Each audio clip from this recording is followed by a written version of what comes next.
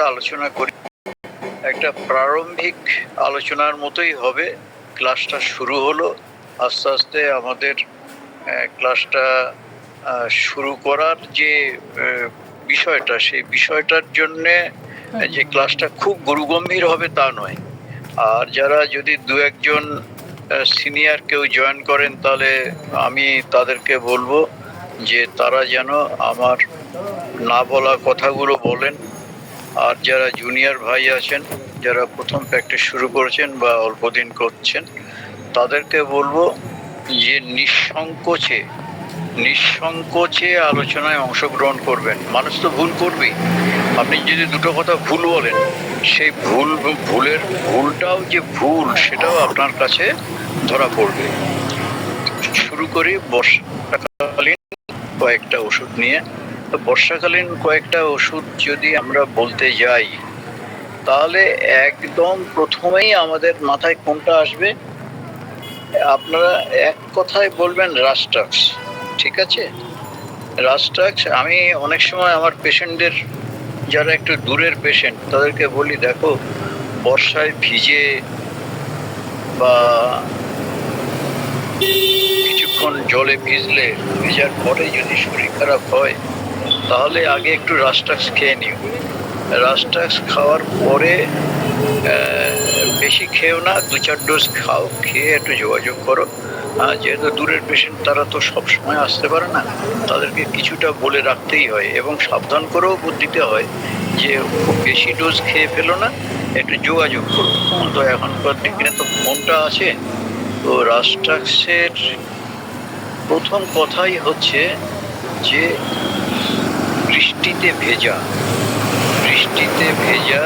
ভিজলে যে সমস্যাটা হবে, সেখানে প্রথম একটা রাস্টাক্সের সিমটম আসতে পারে। এবং আপনারা সবাই জানেন যে রাস্টাক্সের সাথে ব্রায়োনিয়ার তফাৎ কি। এখানে একটু বলে রাখি, সেটা হচ্ছে আমরা হোমিওপ্যাথরা হচ্ছে ব্যক্তি স্বাতন্ত্র্যে যেহেতু আমাদের বিশ্বাস করতে হয়। মানে একটা পেশেন্ট দেখতে গেলেন, এক বাড়িতে 5টা পেশেন্ট দেখতে গেলেন, যে 5টাকেই যে আপনি একই ওষুধ দেবেন সেটা নাই হতে পারে। সে সময় ভেদে,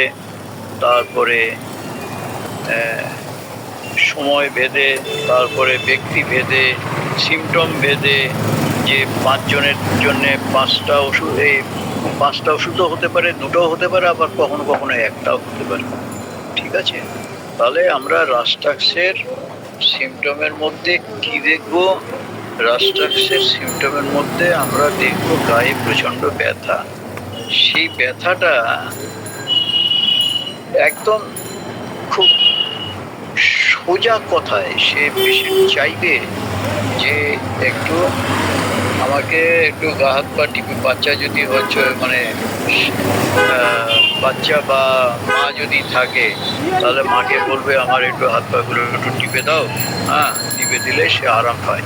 তার মানে কি, তার মাসেলের উপরে বেশি সমস্যাটা হয় এবং মাসেল টেন্ডনের উপরে বেশি সমস্যা হয়, এবং সেই মাসেল টেন্ডনগুলো মানে যদি চুপচাপ থাকলে তাহলে তার কষ্টটা বাড়ে। এটা আপনারা সবাই জানেন। রাস্টাক্সটা খুব সহজ মানে কি, আমরা এতবার পড়েছি রাস্টাক্স, সে পড়তে আমাদের কাছে মনে হয়েছে ওষুধটা খুবই সহজ। তো এখন মাকে বলবে যে মা আমার হাতটা একটু টিপে দাও।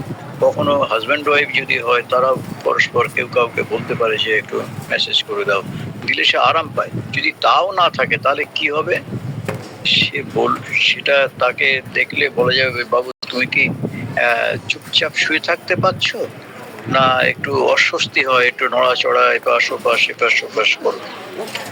তখন পেশেন্ট আপনাকে বলবে যে ডাক্তার সাহেব, আমি চুপচাপ শুয়ে থাকতে পারি না, শুয়ে থাকলে কি হয়, আমার ব্যথাগুলো যেন বেড়ে যায়, যার জন্য আমি কনস্ট্যান্ট একটা মোশনের মধ্যে থাকতে পারলে ভালো হয়। আবার আমি কিন্তু ক্রনিক কন্ডিশনের মধ্যে যাচ্ছি না, আমি অ্যাকিউট কন্ডিশনের মধ্যেই থাকছি। ক্রনিক কন্ডিশন বলতে গেলে আরো অনেক, একটা রাস্টাক্স নেই হয়তো 5টা ক্লাস হয়ে যেতে পারে। তো অ্যাকিউট কন্ডিশনের মধ্যে সে আপনাকে বলবে যে আমি চুপচাপ এক জায়গায় থাকতে পারছি না, থাকতে গেলে কি হয়, আমার একটু ব্যথা ট্যাথা, গায়ের ব্যথাগুলো বেড়ে যাবে। সঙ্গে তো রাস্ট্রাক্সের সিমটম হলে স্বাভাবিক কারণে একটু জ্বর জারি বেশি হতে পারে, এটা টাইফয়েড নেচার পর্যন্ত চলে আসতে পারে। টাইফয়েড নেচার যদি হয়, টাইফয়েড নেচার, আপনি একটা টাইফয়েডের পেশেন্ট কি করে বুঝবেন?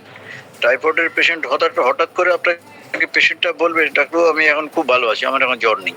আবার মানে 2 ঘন্টা 3 ঘন্টা 4 ঘন্টা 5 ঘন্টা পরে সে বললো আবার জ্বর আসছে। তো এই কন্ডিশনটা কিন্তু বেশিরভাগই টাইফয়েডের সিমটম, যে টাইফয়েড হলে পেশেন্ট একদম নর্মাল জায়গায় চলে আসে, এসে আবার জ্বর বাড়তে থাকে।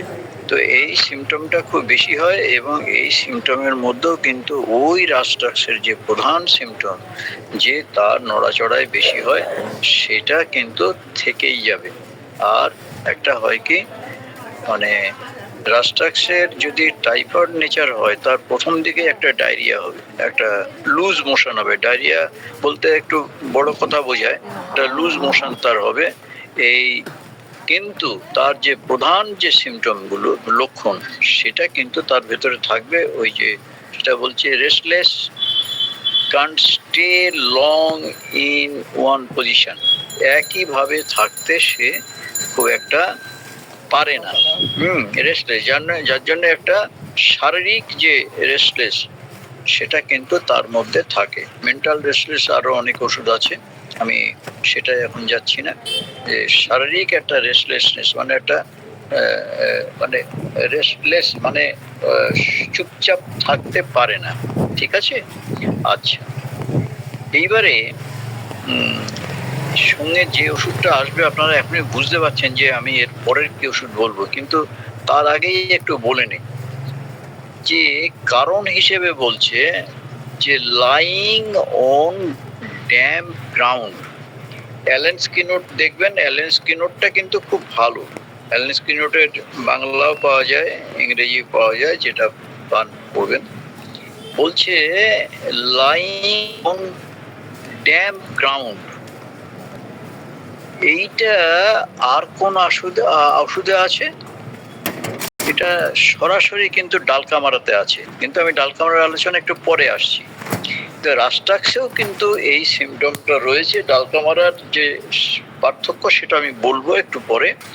তাহলে লাইং অন ড্যাম গ্রাউন্ড, এই যে আজকে বর্ষা, বন্যা হচ্ছে, হ্যাঁ, মানুষ ড্যাম গ্রাউন্ড মানে সে তার মেঝে ভিজে, বা মেঝে ভিজে না হলে সে যদি কোনো খাটের উপরেও থাকে, তাহলেও কিন্তু তার এরিয়াটা প্রচন্ড ড্যাম্প হচ্ছে, তাই তো? এবং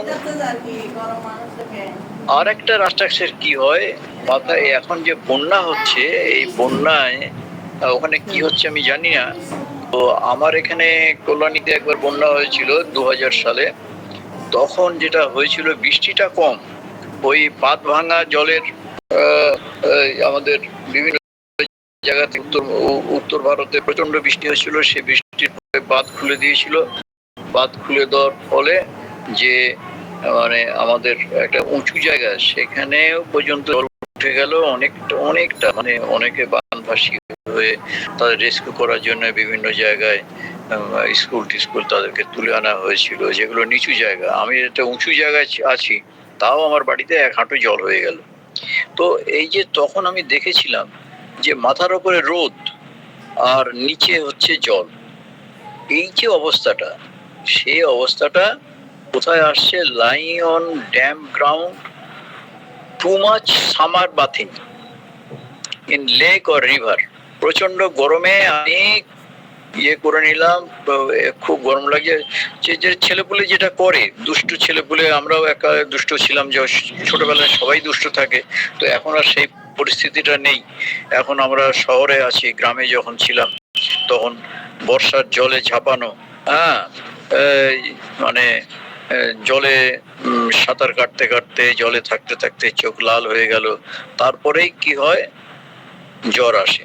তো সেই বলছে যে টু মাচ সামার বাথিং, আমি খুব গরমে আমি স্নান করছি ইন লেক, একটা লেক মানে পুকুর বা হ্রদ বলেন, যাই বলেন, নদীতে, হ্যাঁ, এই করতে করতেও যদি আমার জ্বর আসে, তাহলেও কিন্তু আমার রাস্টাক্স হবে। আচ্ছা, তারপর এটা তো বললাম, restless can not stay long in one position, মানে দীর্ঘক্ষণ একভাবে শুয়ে থাকতে পারে না। আচ্ছা, আর একটা কি হবে, যে পেন্স, অনেক কথা আছে, কিন্তু আমি যে যে আজকে বন্যার সময়ে বা বর্ষাকালে বেশিরভাগ বেশিরভাগ যে লক্ষণগুলো আসছে, নিয়ে আসবে আমাদের মতো ডাক্তারদের কাছে, হোমিওপ্যাথি তো, হোমিওপ্যাথি ডাক্তারদের কাছে মানুষ, সাধারণ মানুষটাই বেশি আসে, মানে খুব বেশি পয়সাওয়ালা লোক হোমিওপ্যাথি করাতে খুব কমই আসে। তো আসে, সেগুলো হচ্ছে ক্রনিক ডিজিজের চিকিৎসা করানোর জন্য আসে, আর কিছু হচ্ছে না, আচ্ছা এখন একটু হোমিওপ্যাথিকে নেড়ে চেড়ে দেখা যাক কি হয়। আপনারাও পাবেন, অনেক সময়ই পাবেন। কিন্তু এই যে একটা সময় চলছে, যে সময়টা একটা প্রাকৃতিক বিপর্যয় শুরু হয়েছে, সেই বিপর্যয়ের মধ্যে কিন্তু সাধারণ মানুষগুলো আসবে, এবং আপনার এই সাধারণ ওষুধগুলোতেই বেশিরভাগ কাজ হবে। সেটা হচ্ছে রাস্টাক্স ডালকামারা। তো আরো আছে, নেট্রাম সালফ আছে, আমি আস্তে আস্তে আসছি, সবগুলো হয়তো বলা যাবে না, আপনারা কিছু কিছু বলবেন। আর হচ্ছে পেন্স অ্যাজ ইফ স্প্রিন্ট, যেন মনে হচ্ছে মচকিয়ে গেছে, হ্যাঁ, অ্যাজ ইফ স্প্রিন্ট, স্প্রিন্ট মানে হচ্ছে মচকানো, as if a muscle or tendon was torn from its attachment. বলছে মনে হচ্ছে যেন টেন্ডন গুলো, যে হাড়ের সঙ্গে অ্যাটাচমেন্ট, যে হাড়ের সাথে লেগে থাকে, সেইগুলোও যেন মনে হচ্ছে মুচকিয়ে গেছে, এবং মনে হচ্ছে ওখান থেকে সরে গেছে। ঠিক আছে। আর তাহলে এই সঙ্গে একটা কথা মনে পড়ে গেল, বর্ষাকালে কি হয় বাবু, বর্ষাকালে যেটা হয়, আমরা অনেক সময়ই যারা একটু মাটির রাস্তায় হাঁটতে হয়, বা যাদের উঠোন মাটি, গ্রামের দিকে এগুলো বেশি হয়। আপনারা তো বন্যার সময় তো গ্রামের পেশেন্ট প্রচুর পাবেন। আচ্ছা, যদি নাও পান, যদি এছাড়াও বেশিরভাগ পা পিছলিয়ে একটা মানুষ পড়ে গেল, হুম, একদম পা পিছলিয়ে পড়ে গেল, পড়ে গিয়ে তার কোথাও টান ধরলো, মাসেলে টান বলে, এরকম বলে। কিভাবে বলে, খুব সোজা ভাষায় বলে, কি বলে, যে ডাক্তারবাবু এই টান, আমার এখানে কোমরে টান ধরে গেছে, কি আমার পেশিতে টান ধরেছে, কি আমার পায়ে টান ধরেছে, হ্যাঁ। এই যে পা স্লিপ করে পড়ে যাওয়া, এই পা স্লিপ করে পড়ে যাওয়াটা কিন্তু বেশিরভাগই রাস্টাক্সে কাজ হয়। এটা একটু মাথার মধ্যে রাখবেন, বর্ষাকালে এই ব্যাপারগুলো খুব বেশি ঘটে। আর এমনি ধরুন মেঝেতে, পাকা মেঝেতে জল পড়ে আছে, পা স্লিপ করে গেল, বাথরুমে গেল, পা স্লিপ করে গেল, এগুলো তো আছে। কিন্তু বর্ষাকালে মানে হাঁট গিয়ে পা স্লিপ করে পড়ে যাওয়াটা খুব স্বাভাবিক, এবং সেখানে বেশিরভাগ ক্ষেত্রেই রাস্টাক্স হবে। আমি বলছি না যে অন্য কোনো ওষুধ হবে না, কারণ ওই বারবার একই কথাই বলতে হয়, যে ব্যক্তি স্বাতন্ত্র্যে আমরা বিশ্বাস করি, তো যার জন্যে আমাদের ব্যক্তি স্বাতন্ত্র্য আমাদের মানতে হয়। আর হচ্ছে রেসপিরেটরি সিস্টেমের মধ্যে কি কি আছে, একটা শুকনো কাশি হয়। বলছে এই কাশিগুলোর সঙ্গে বেশিরভাগই ইন্টারমিটেন্ট ফিভার, মানে জ্বরটা কখনো ইন্টারমিটেন্ট হচ্ছে, একদম পুরো ছেড়ে যাওয়াটা এরকম নয়, রেমিটেন্ট হচ্ছে খানিকটা কমে খানিকটা বাড়ে, আবার ইন্টারমিটেন্ট হচ্ছে অনেকটা কমে যায়, প্রায় ওই টাইফয়েড জ্বরের মতো, তার সঙ্গে কাশি টাশি এগুলো থাকে। এগুলো আপনাকে সব মানে মিলিয়ে নিতে হবে, মিলিয়ে নিয়ে। আর হচ্ছে পিঠে ব্যথা হয়, সেই একই ব্যাপার, যে কি করে অ্যাগ্রাভেশন হয়। অ্যাগ্রাভেশনটা আমাদের, আপনি যাই কিছু করুন না কেন, যে ওষুধই আপনি মেলাতে যান না কেন, তার সঙ্গে একটু মোডালিটিসটা প্রায় মিলিয়ে নেওয়ার চেষ্টা করবেন। মোডালিটিস মানে কিসে বাড়ে কিসে কমে। বলছে অ্যাগ্রাভেশন বাড়ছে সিটিং অর লাইং, সে চুপচাপ বসে থাকা এবং শুয়ে থাকলে। আবার কিসে কমছে, by motion or lying on something hard, কিছু শক্ত কিছু বিছানার উপরে শুয়ে থাকলে তার একটু আরাম হয়। আচ্ছা, এই পর্যন্ত রাস্টাক্স রাখি নাকি? এরপর আপনারা একটু বলবেন তো, আরো অনেক কিছু বলার আছে, কিন্তু আমি শুধু একদম অ্যাকিউটের উপরে বলছি। তাহলে মডালিটিসটা হচ্ছে ডিউরিং রেস্ট, বা মানে চুপচাপ বসে থাকলে বা শুয়ে থাকলে তার বাড়ে। আর কমে কিসে? কমে হচ্ছে একটু মোশন, মোশন মানে একটু চলাফেরা করলে, বা মানে মেসেজ করে দিলে, বা একটু মানে গায়ে মেসেজ, মেসেজই বলতে হবে, মেসেজ মানে একটু দাবিয়ে দেওয়া আর কি হাত পা গুলো, হ্যাঁ, সেগুলো করলে কমবে। আর বলছে শক্ত বিছানায় শুতে চাইবে, নরম বিছানা তার একদম পছন্দ নয়, হবে না, নরম বিছানা পছন্দ হবে না, একটু শক্ত বিছানায় শুলে সে তুলনামূলক আরাম পাবে। শক্ত বিছানায় শুলে মানে ওটা একটা মানে কি বলবো, একটা শক্ত হার্ডের ও হার্ড কিছুর উপরে শুলে তার ওই মেসেজের মতো কিছুটা কাজ হবে। তাহলে এই পর্যন্ত রাস্ট্রাক্স থাকলো। আপনারা একটা জিনিস মাথায় রাখবেন ভাই, সেটা হচ্ছে যে অনেক বড় বড় ওষুধের কথা তো থাকবেই, কিন্তু এই রাস্ট্রাক্স, ডালকামারা, নেট্রামসাল্প এর মধ্যে কিন্তু মোর দেন 50%, 50 ভাগের বেশি ওষুধ কিন্তু এই কটা ওষুধের মধ্যেই চলে আসবে। এরপর যদি না কমে, দুটো রাস্তা আছে। যদি পেশেন্টের অবস্থা খুব একটা ভালো না হয়, ছেড়ে দেবেন, ছেড়ে দিয়ে করে হসপিটালে পাঠিয়ে দেবেন। হ্যাঁ, মানে বিপজ্জনক অবস্থায় যাওয়ার থেকে হসপিটালে পাঠিয়ে দেওয়া ভালো, বা বলো তোমরা অন্য কোথাও দেখাও। এই একটা রাস্তা আছে। আর একটা রাস্তা আপনাকে খুঁজতে হবে যে কেন হলো না। ওয়েল সিলেক্টেড মেডিসিন ফেলস যখন হবে, তখন আমাদেরকে খুঁজতে হবে আর কি ওষুধ থাকতে পারে। সেটা আপনার নিজস্ব ব্যাপার, নিজে বুঝে নিয়ে আপনার রেপার্টারি করে বা আরো কেস টেকিং করে আপনাকে যদি বের করতে হবে যে কি ওষুধ হতে পারে। এরপরে আসি ডালকামারা। ডালকামারা কিন্তু খুব একটা রাস্ট্রাক্সের সঙ্গে পার্থক্য ওইটাই যে ও বৃষ্টিতে ভিজবে, ভিজে তার হতেই পারে ড্যাম বেসমেন্টে থাকা, হতে পারে। বেশিরভাগ বলা হয় কি, একটা কথা বোধহয় নরেন বন্দ্যোপাধ্যায়ের বইতে পড়েছিলাম, না কোথায় পড়েছিলাম, বলছে দিনে গরম রাতে ঠান্ডা। এই কিছুটা সময় এসছে, দিনের বেলা বেশ গরম লাগছে, রাতে আপনি ফ্যানটা চালিয়ে শুলেন, সময়টা এসে যাচ্ছে কিন্তু, হ্যাঁ সময়টা এসে যাচ্ছে, রাতে ফ্যান চালিয়ে শুলেন, ফ্যানটা আর অফ করা হলো না, গায়ের পাশে চাদর নেই, দেখা গেল হাওয়া লাগতে লাগতে লাগতে লাগতে আপনার একটা ঠান্ডা লেগে গেল।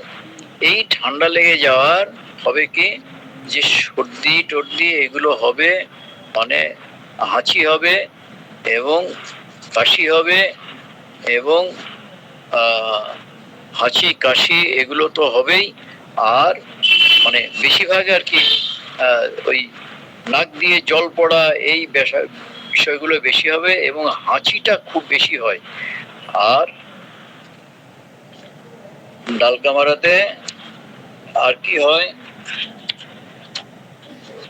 এক মিনিট বলছি।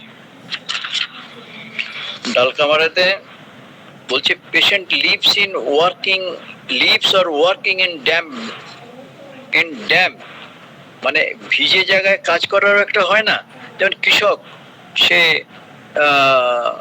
পাট কাটছে, জলের মধ্যে দাঁড়িয়ে পাট ধরছে, তারপরে আপনার গরিব মানুষ, মেঝেটা খুব ভিজে, মেঝেটা শুকায় না, সেই সব ক্ষেত্রে কিন্তু রাস্ট্রাক্সের পাশাপাশি ডালকামারা বলছে patient living or working in a damp cold basement, মানে তার মেঝে হচ্ছে ড্যাম্প এবং ঠান্ডা, ওর মিল্ক ডেয়ারি। এটা মিল্ক ডেয়ারির কথা কেন বলেছে, যে যেখানে দুধের ফ্যাক্টরি সেখানে তো মানে জল থাকে প্রচুর, মানে আমি দুধের ফ্যাক্টরি একটা দেখেছি, সেখানে জলটা থাকে, জল থাকে সেখানে তারা কাজ করে। আমি দেখতাম যে ওরা একটা তখন এখন সে ফ্যাক্টরিটা আমাদের হরিঙ্গাটায় উঠে গেছে, তো ওরা গামবুট পায়ে দিয়ে কাজ করতো। তো এখন সেই জায়গাগুলো আমাদেরকে প্রথমে মাথায় রাখতে হবে যে ডাল কামারা হতে গেলে প্রথম বললাম কি যে রাতে দিনে গরম রাতে ঠান্ডা, আর তারপরে এবং যদি ড্যাম্প মেঝেতে বাস করা এবং কাজ করা এই দুটো যদি থাকে, তার তাতে যদি তার অনেক সময় দেখা যায় ঠান্ডা লাগাটা, হ্যাঁ ক্রনিক ডিজিজে এটা হয়, তো ঠান্ডা লাগাটা তো ছাড়ছে না। সে এক ডাক্তারবাবু বললেন তোমার বাড়ি যাব, বাড়ি গিয়ে দেখবো কি অবস্থা। তো বাড়ি গিয়ে দেখলো তার মেঝেটা একদম পুরোপুরি ঠান্ডা। এখন দুঃখের বিষয় কি জানেন, মেঝেটা ঠান্ডা, মেঝেটা ভিজে। তো দুঃখের বিষয়টা হচ্ছে এইটা, আমরা যেটা বলি, যেটা যে কারণকে অপসারণ না করলে রোগ ভালো করা খুব মুশকিল। এখন যে লোকটা ওই বাড়িটা ছাড়া আর বাড়ি নেই তার, তাকে আমি কি করে বলি তো যে তুমি এই ঘর ছেড়ে দিয়ে অন্য ঘরে থাকো? এটা তো বলা আমার পক্ষে কি সম্ভব? সম্ভব নয়। তাহলে তাদেরকে আপনি ডাল কামারা দিলে হয়তো কিছুটা তার সহন ক্ষমতাটা আসবে, এবং তাকে বলতে হবে যে তুমি একটু সে তার খাট পালাঙ্ক না থাক, কিন্তু সাধারণ চৌকি টৌকিও যদি থাকে তাহলে কিন্তু তাকে সেইভাবে একটু মানে বুঝিয়ে বলতে হবে যে দেখো বাবু, এটা না হলে তো তুমি ভালো থাকবে না, এরকম বারবার তোমার ঠান্ডা লেগে যাবে। হ্যাঁ, তো আমরা ওষুধ দিয়ে সবকিছু ঠিক করতে পারি না। তো আমাদের সেই কারণকে অনুসন্ধান করে সেই কারণের প্রতি যাতে আমরা তার সঙ্গে কিছুটা আলোচনা করে তার সেই কারণটাকে যতটা কমিয়ে আনতে পারবো ততটা তার চিকিৎসার দিকে আমাদের সুবিধা হবে। ডাল কামারাতে একটা ইয়ে আছে, আর্টিকেরিয়া, মানে আমবাত যাকে খুব বাংলায় বলা হয়। হ্যাঁ, সেই আর্টিকেরিয়াটা কিরকম, মানে এই এই সময়েই হয় বেশিরভাগ, এই ঠান্ডাতে বা এই ভিজে অবস্থায়, মেঘলা বৃষ্টি হচ্ছে হোক বা না হোক, এটা মেঘলা, সেই মেঘলার মধ্যে থাকে এই আর্টিকেরিয়াটা হতে পারে। যে আর্টিকেরিয়ার একটা খুব সুন্দর মজার ব্যাপার আছে, আর্টিকেরিয়া হলেই যে আমি ডাল কামারা দিতে যাব এমনটা নয়। তো আর্টিকেরিয়ার আরো অনেক ওষুধ আছে। তো আমরা যেটা